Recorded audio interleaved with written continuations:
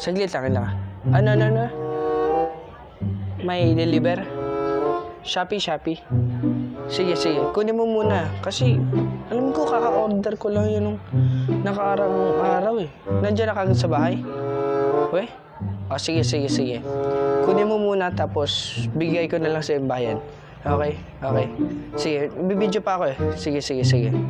Okay.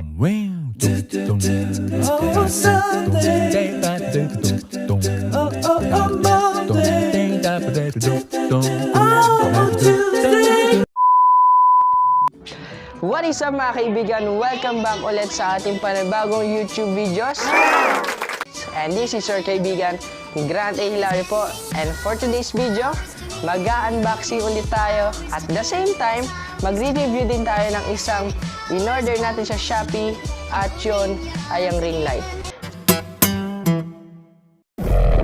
Since nasabi ko nga kanina na in-order ko siya before 2 days, then after 2 days, dumating agad yung order. And ang problem ko lang doon is hindi ako na-notified or nagkaroon ng notification. Kaya wala ko na ibang pera sa bahay. Lupit, napakalupit, grabe. Kaya nangyari, pinabalik na lang nila yung nag-deliver. So, yun lang yung cons, pero at the same time is advantage at talagang nakakamangha kasi si Shopee o yung shop na pinagbilhan ko is talagang nag-i-improve yung transactions nila. Confirm mo siya last year kasi inaabot ng 2 to 3 weeks yung delivery. Tapos yung shipment pa, yung ship out nung shop, ang tagal. Pero ngayon, 2 days lang ang tinagal or 2 to 3 days lang ang tinagal bago ko natanggap yung item ko. So, great job. Ay, Shopee, napakalupit, grabe. Kung bago ka man sa ating pamilya o sa ating YouTube channel, huwag mo kalimutan mag-subscribe sa baba and also hit the notification bell button para palagi kang updated and always notified sa ating panibagong YouTube videos. So without further ado, let's do the unboxing.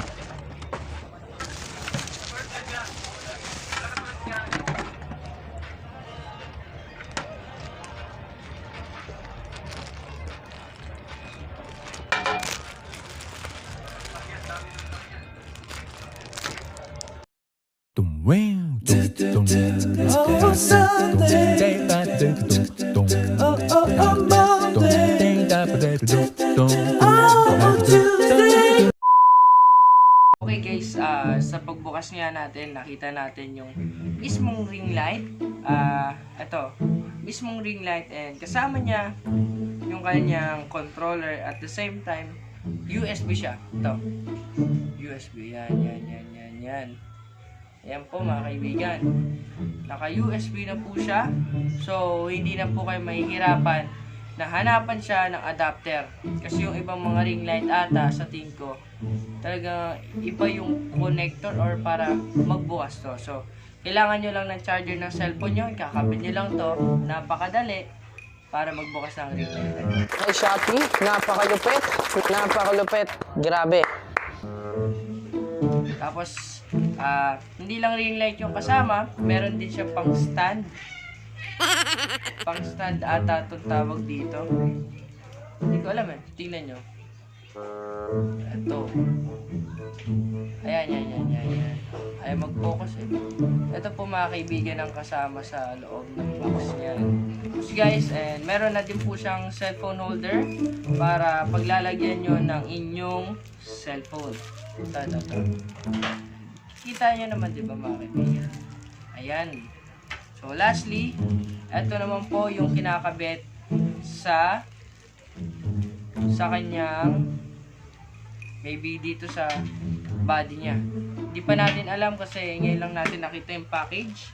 Tingnan natin yung box, baka nandun yung instruction.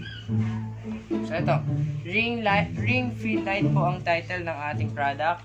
Then the ring supplement lamp is suitable for selfie and live video streaming, etc. It has the functions of fill light, beauty face, blah blah blah blah blah blah. So dito po sa box wala po nakalagay na instruction, kaya tatapon na natin. So weird. Joke lang po. So set up muna natin, then papakita ko sa inyo paano i-set up, tapos kung ano yung tsura pag naka-set up na. So let's do. Set up na natin. Set up.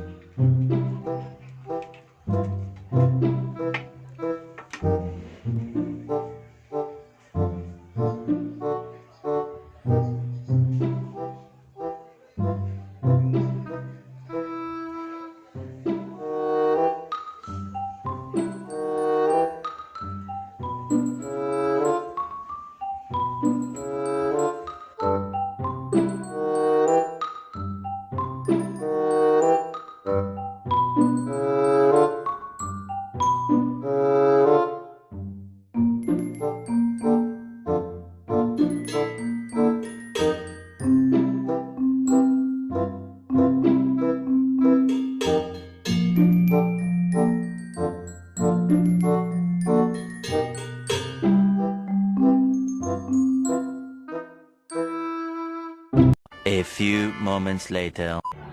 So, okay guys, bali ang gamit lang natin ngayong ilaw is yung ilaw sa ating kwarto.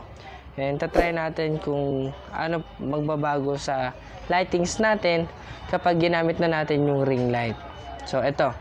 So, ayan po pag yung kulay brown lang po na full max, palitan natin yung white, ito po yung combination ng white and brown po. Tapos ito naman po pag puti lang. Again, ito po pag brown lang, pag combination ng white and brown, and ganito naman po pag puti lang.